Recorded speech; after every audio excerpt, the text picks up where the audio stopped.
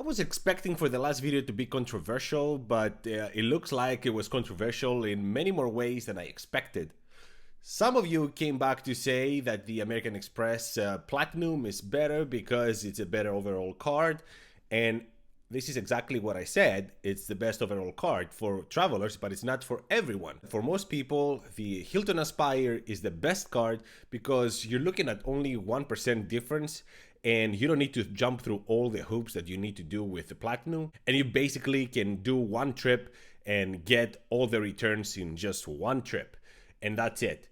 But many of you were very disappointed with what I did with the Sapphire Reserve. Normally, I would just dismiss those comments because I'm very firm to what I believe. But when those comments come from some of the oldest, the better members of this community, I needed to look back and reflect and see what's happening. So I think it's time to put head-to-head the Platinum with the Reserve and see which one is the really better credit card. Hi guys, and welcome to the channel. If this is your first time to the channel, we're talking about credit cards, points, finances, and travel. If this is something that interests you, please like this video, subscribe. If you have any questions or comments, leave them down below. I will get back to you as soon as I can. So on the previous video, I did a bunch of things that many of you didn't like. The main thing was that I am using all of the Platinum's credits, but not the Chase Sapphire Reserve credits.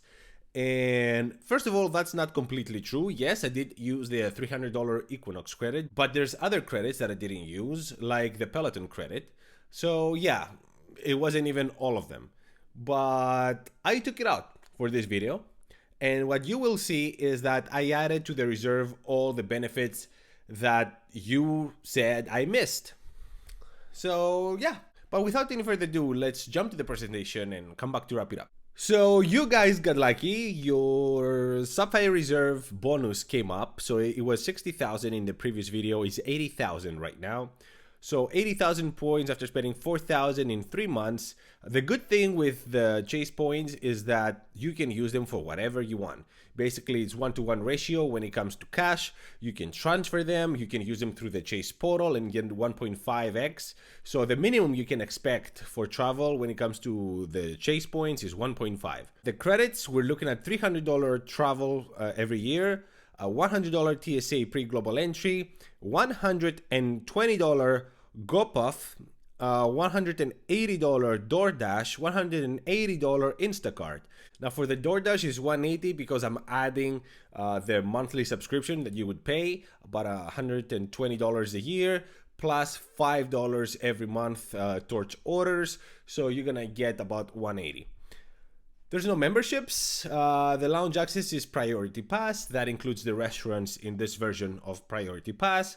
The multipliers are the same, 5x on flights and 10x on hotels and car rentals through the Chase portal, 3x on all other restaurants, travel, 1x on everything else, 50% boost on your points through the Chase portal. Now adding all this together, we will see that the return on spend increases significantly than what I showed you on the last video at 40.22%, and this time I added the decimals here because I wanted to make sure you see exactly what I'm looking. Typically I run them up or down depending on what I see. Typically I would show this as 40%. I'm showing 40.22 just so you know. On the Platinum, we're looking at 125,000 points, and I keep this there because on average you can get something like this. If you go online, you can find from a different server or something else. If you go through a different, what am I trying to say? Basically, depending on the device you're looking, you might look on something different. So 125, I think it's fair enough after spending 6,000 in 6 months. On the credits, we're looking at $189 clear credit, $200 hotel credit, $240 digital entertainment. I took out the $300 Equinox, but I left it there, dashed it out just so you know. $200 Uber credit, $200 travel credit, $100 TSA pre-global entry, $100 Saks, $155 Walmart. Memberships, we're looking Marriott and Hilton Gold, Hertz Gold, National Emerald, and Avis Preferred. On the lounge access, we're looking Centurion, Priority Pass, Sky Clubs, Airspace, multipliers, 5x on travel and hotels through the Amex portal, and 1x on everything else. I say Amex portal, can be directly with the companies, the airlines.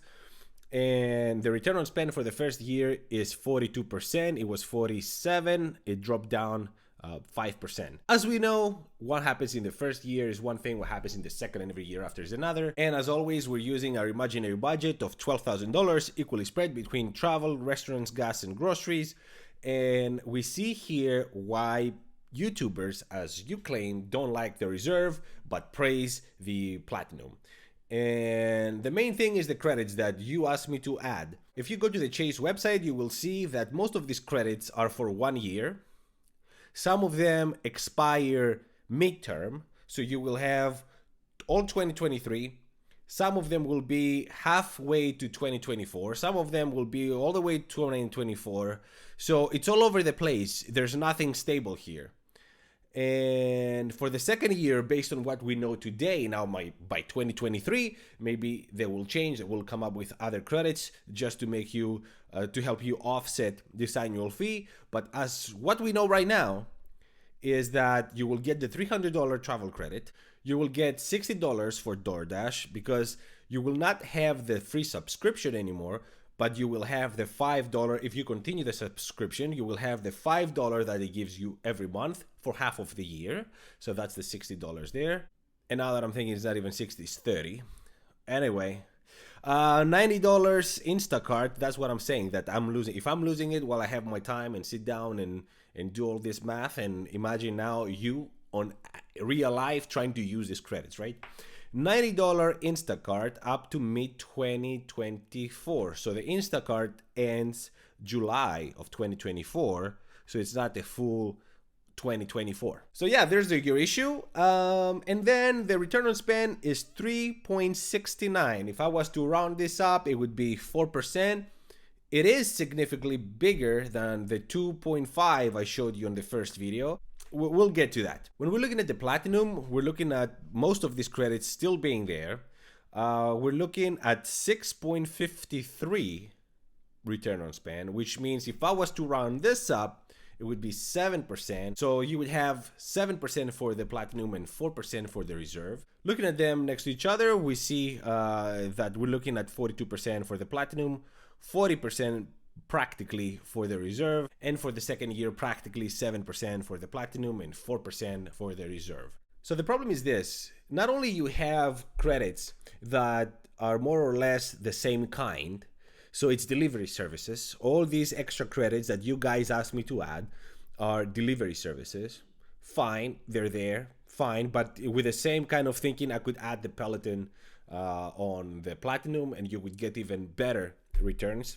But also they are very irregularly positioned. So they are all basically for 12 months. Some of them, like the DoorDash, is pushing you to continue your subscription so that you don't lose the $5 a month that they offer for another 6 months, but your subscription already ended on the 12-month mark. And then the other ones are finishing later, earlier, and there's no clear path of what's happening. And this is supposed to be a travel credit card in the end of the day, which is my main thing here, my main point, and none of these are travel. You might say that the Platinum does the same thing because yes, the Platinum does offer things that are not travel related, like the Walmart credit, like the Saks Fifth credit, but most of them are directly related. We're looking at the Clear credit, we're looking at the hotel credit, we're looking at the Uber credit, the travel credit, the TSA pre-global entry. So if I add just the travel credits alone, 189 plus 200 plus. So even without adding the digital entertainment, without the Walmart, Saks Fifth, Equinox, the travel related credits on the Platinum are $889. $889. So they more than cover the annual fee. On top of that, as I said many times in this channel, these credit cards are all about experiences. You're not getting these credit cards to become rich. They're gonna save you some money, but it's all about the experience. and look at how many different experiences a platinum can give you. Looking at the lounge access, you're looking at a whole lot more variety in the lounge access. It's not even close. And memberships, you have basically nothing on the Sapphire Reserve, but you're gonna get status with the rental companies, car rental companies, hotels, and all that might give you extra value that I can't calculate here, and I never do. So basically what I'm saying is, at the best case scenario with the reserve, you're gonna get 4%, very best case scenario. But with the platinum, the worst case scenario is about 7%. So this is why your favorite YouTubers talk about the platinum so much. I would say if Chase doesn't do anything with the reserve, it's not even close. It's not gonna be even close. And if it was me, I would much rather to get either an Ink Preferred or the Sapphire Preferred, just so I have access to travel partners, which are great on Chase. Hyatt is my very favorite hotel company. So just for that, I would do it. But other than that, yeah, comparing really single credit card to single credit card, yeah. The only reason I can see somebody getting the reserve over the platinum is the ecosystem. Maybe you have the Freedom Flex, the Freedom Unlimited, and you use it with the reserve. And in that sense, if that's what you like, then I see it. I see why you do it. It's a much more straightforward system. And personally, I love it. I have the Chase Trifecta with the preferred, not the reserve, because in the end of the day, there's a lot of overlapping between the platinum and the reserve, and the preferred give me just enough. So yeah, that's it. Let me know what you guys think. If you think these numbers are accurate this time. Thank you so much for watching. Until the next one. Ciao.